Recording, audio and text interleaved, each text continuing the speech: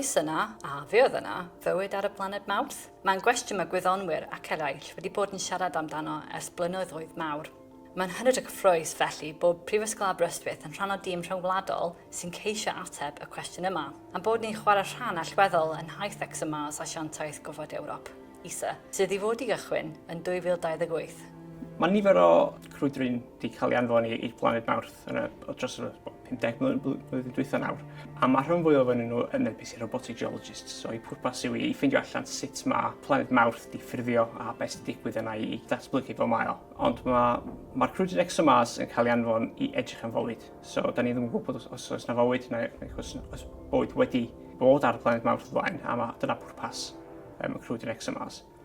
Mae yna tîm ohonyn ni yn gweithio ar meddalwedd ar gyfer y cynhadaeth, a dyn ni'n gweithio yn brif ar hyn o bryd gyda Pancam, ond wedyn byddwn ni yn weithio gyda Ennill hefyd.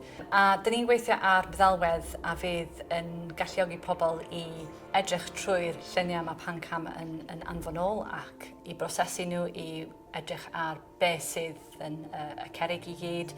So mae Pancam yn camera special, so dio ddim fel cameras da chi'n cael fel arfer yma. So yn lle cael jyst 3 lliw, mae Pancam yn gallu mesur 11 lliw wahanol. A trwy analysio'r gwahanol lliwiau yna, mae'n posib gweithio allan beth sy'n gwmpas ni mewn mwy o ddetail. Ar y planed Mawrth, mae llai o atmosffer na sydd gennym ni ar y ddaear. A mae hynny'n golygu bod yr haul wedi toddi lot o pethau sydd ar y top. A be dyn ni'n mynd i wneud gyda exymars, a pa mae'n bwysig, yw bod gan exymars, gan y crwydryn, drill sy'n gallu mynd 2 metr i lawr i'r ddaear i dod â samplau allan.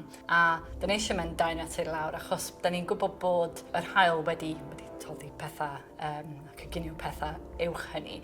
Ond dyn ni'n gobeithio os mae yna unrhyw tystiolaeth neu olion o gwbl o bywyd ar Mawrth, byddwn ni'n gallu dod o hyd i bethau rhyw 2 metr i lawr. A does neb arall erioed wedi wneud hynny.